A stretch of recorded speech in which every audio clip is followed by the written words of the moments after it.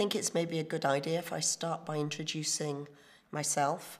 By background, I'm an engineer, and along the way I did an MBA, and doing an MBA actually totally changed my perspective, because it made me realise that there is so much more to creating value and making a difference in the world than just good engineering and good technology.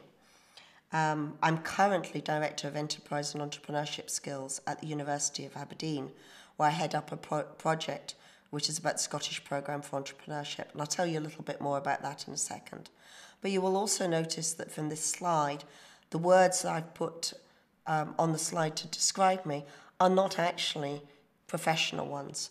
They're more about who I am as a person and what I really value in life, and maybe what I would like to be remembered as well.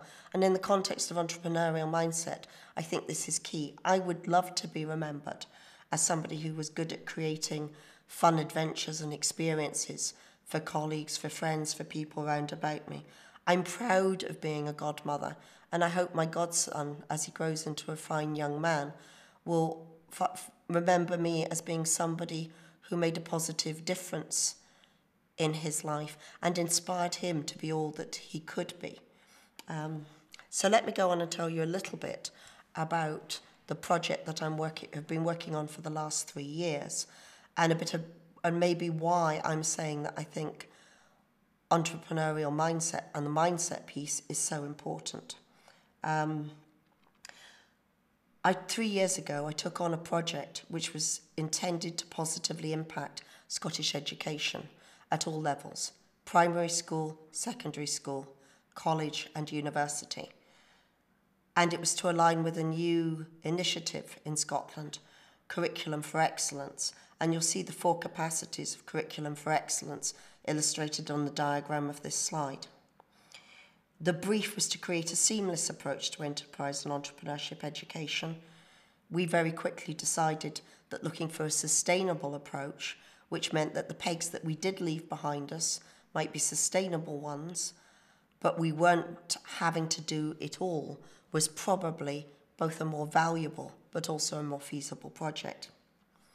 So we were looking for something that would work across the whole of Scotland, would work in educational institutions at all level, that could be taught fairly easily, or at least you could get people to learn fairly easily when they were going through their educational training, and something that you could give them now, but equally would have real value in the future, 5, 10, 20, even maybe 30, 40 years out in the future as they went through their careers as educators.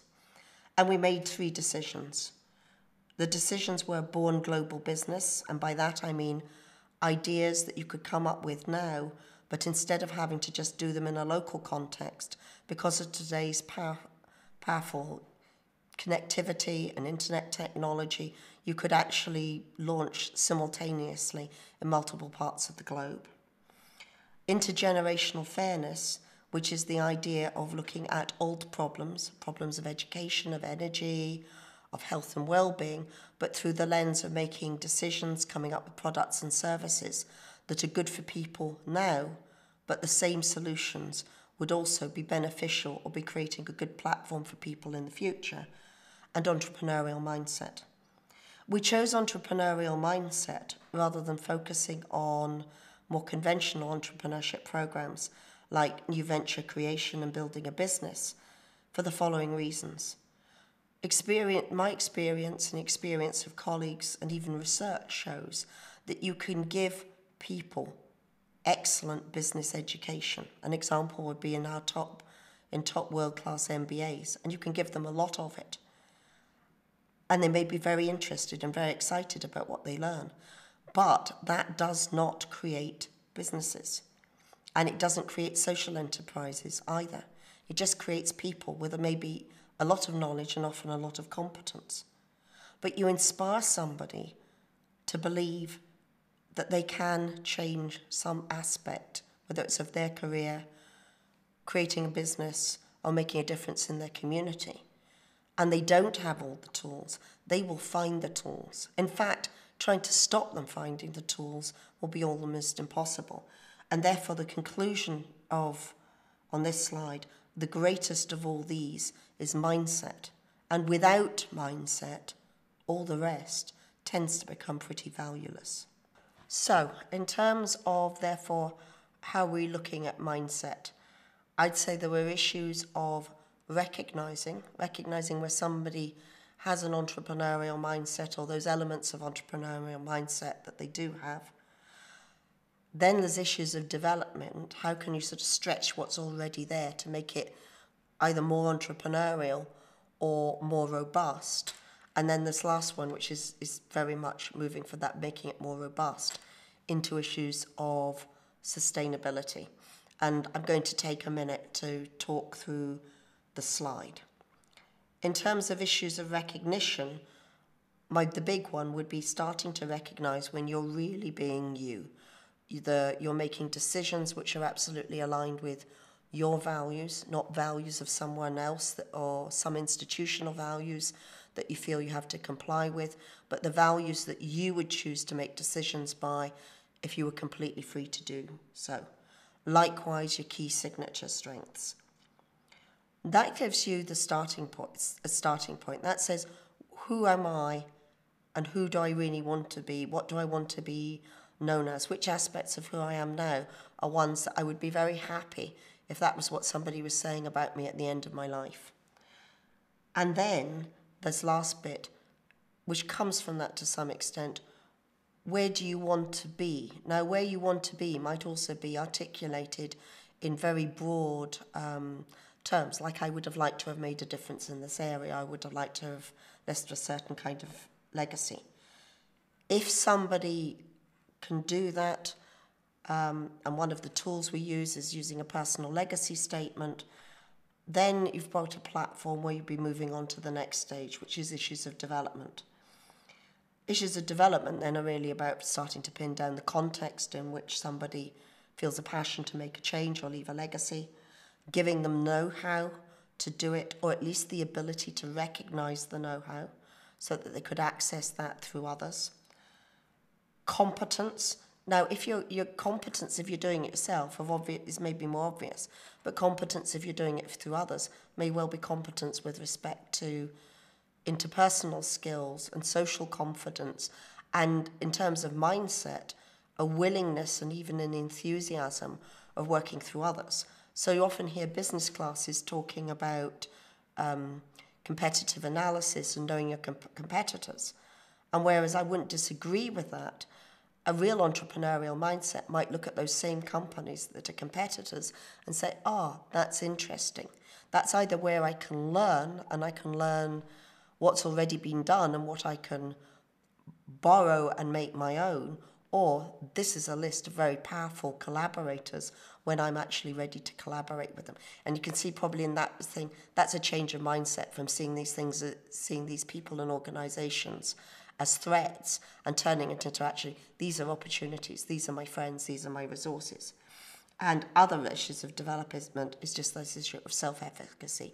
I believe that I can get something done if I choose to.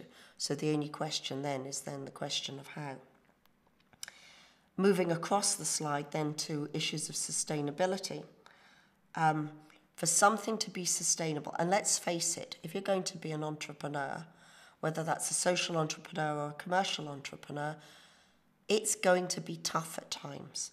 And there's going to be times where your best plans, your greatest hopes and aspirations are not going to work out as you hope for. So how do you keep going? And how do you keep going and put in impossible hours? How do you keep and still be energized? How do you cope with maybe having to say no to things that you would like to do, social events you would like to attend, things that would be fun that you would like to do, and still be engaged? And this is where understanding your personal values, but the prioritized personal values. What are your top 1, 2, 3 things that really drive you?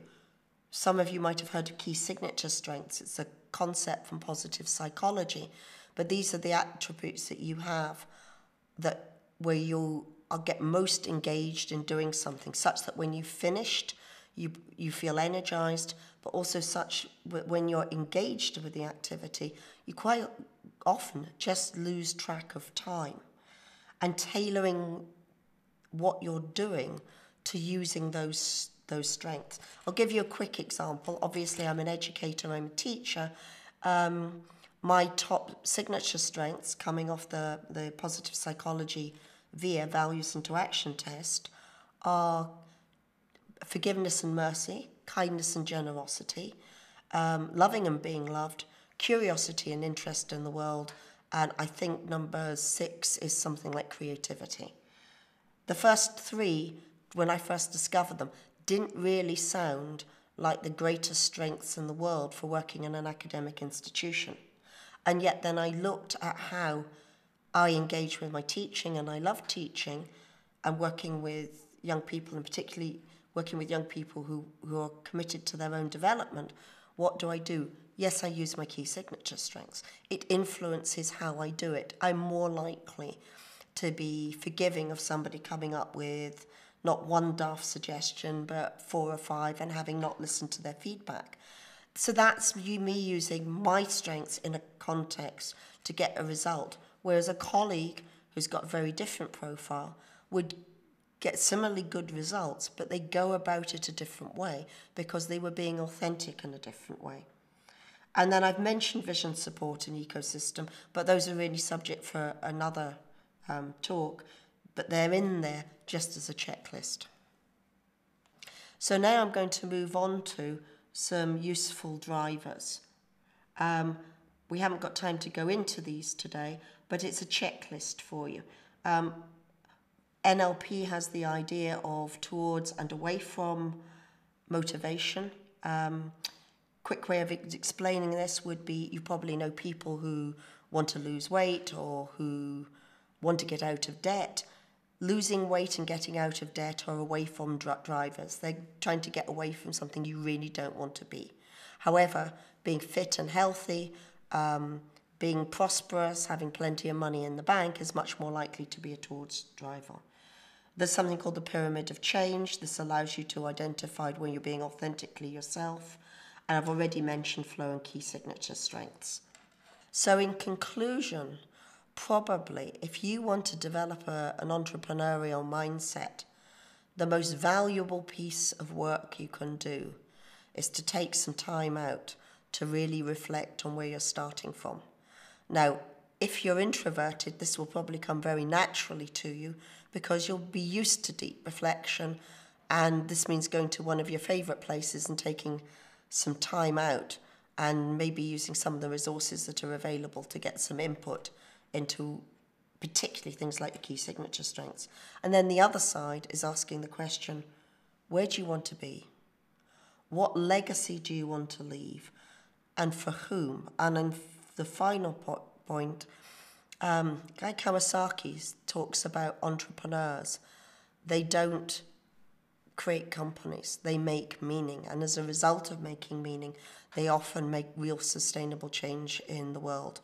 And the 3 characteristics he identifies is, what problem do you want to solve? What new thing would you like to create that if you created it, you see would create real value for everybody around or a certain sector of the population? Or is there something good that you want to save? Now, obviously, you could have an entrepreneurial venture that was around any one of these, but some of the most sustainable actually do all 3. Thank you.